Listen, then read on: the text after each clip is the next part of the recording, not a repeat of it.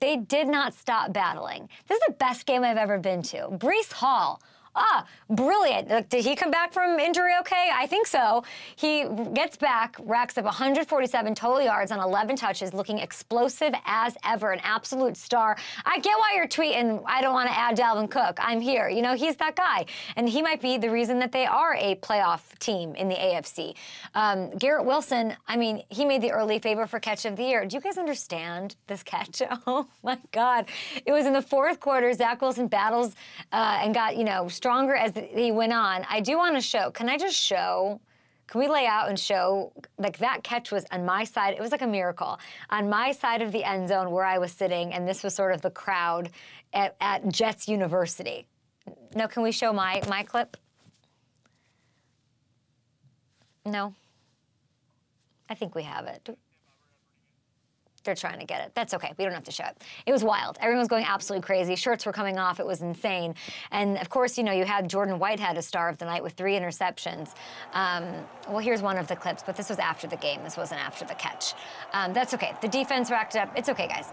The defense racked up 5 sacks. And, you know, Xavier Gipson, he finishes with this thing and some nice little touches there. It was a total team win against total abysmal, deflating circumstances. So you got to give it to Saleh and his guys. But the questions right now are, and you guys can tell me, what does this team do? Do they go out and get someone? You know, Saleh said Zach Wilson's going to be the guy. They asked Zach Wilson. He said, it's my job to get better every day. You got to think they're going to consider bringing in a plan B just in case it doesn't work with everything they did to bolster this team, a top, you know, 5 defense for sure. Do they go and do they make a call for Carson Wentz? Do they try to get Jameis Winston in a deal? What are you up to? Cousins, he's a name that's being floated out there. Is it a playoff team without Aaron Rodgers? I don't think so. I think they're a tough out for sure based off what we saw last night. But, you know, and you can remember this team was 7-4. Don't forget, at one point last year with 3 different starting quarterbacks. So the roster is still loaded, and I am rooting for them. Let's see what they'll do. And we'll bring in Hamilton here. Hamilton, this was like the craziest game I've ever been to, and I've been to a lot of games.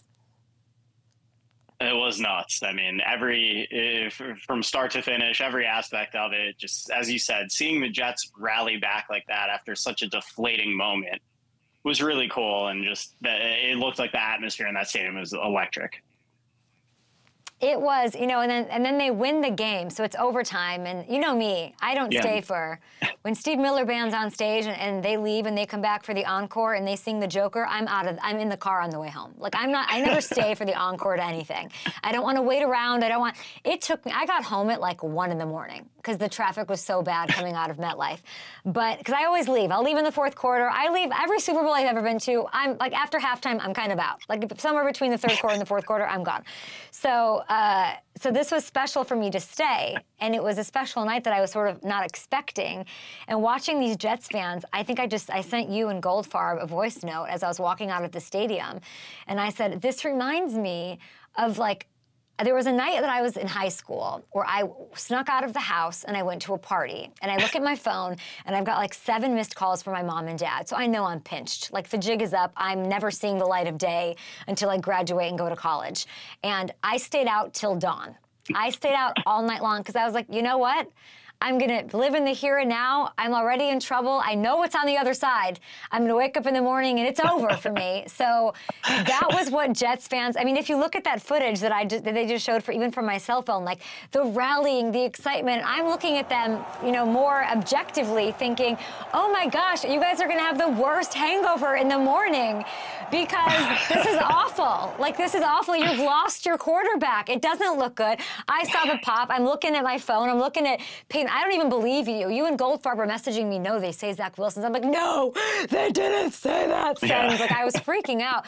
And it was like this glimpse of enjoying the moment. So I don't know what they do now. I do believe some of it's manifested. I just do. I believe in that.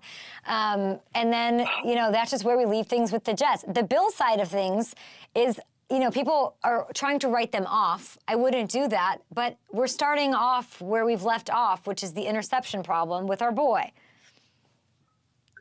Yeah, and it is concerning. Josh, you know, was really reflective about it after the game. He really took responsibility for it. But I think it is one of these things that he's almost it's almost a result of how talented he is. He can make every throw. He can take off when things break down and make huge plays.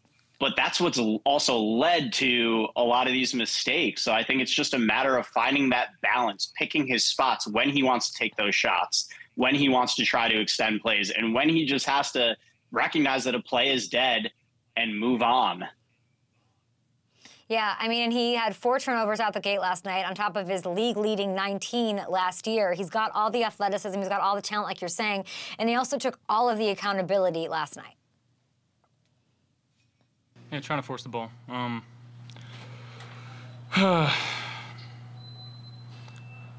Yeah, same place, different day. You know, we prepared so hard. The effort was there. Our guys played so hard. Defense gave us opportunities. They played a heck of a game, and you know, it sucks when you feel like you're the reason, and I am the reason why we lost tonight. I mean, he took accountability. He did all of that. I mean, nobody likes what happened to Aaron Rodgers. Nobody likes seeing this happen to Buffalo either on the other side. It is just week 1, though, so I'm not even that concerned about it. It's very much a Jets day. It's very much about Aaron Rodgers in the moment. But if you look at the AFC, if we sort of take a zoom out for a second and take a look at the landscape, like we all watched the Chiefs lose to the Lions, Hamilton, and we were all like, oh, and y'all couldn't just get ahead, even just a little bit. Like, you know the margin of error when it comes to the AFC and all of this.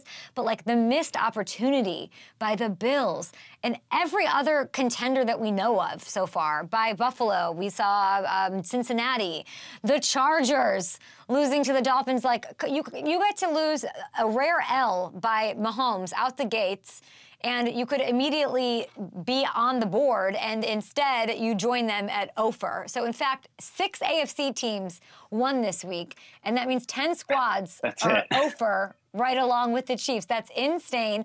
And then, like, we're just going to let Chris Jones and a well-rested Travis Kelce waltz back? I hate this for the AFC. Yeah.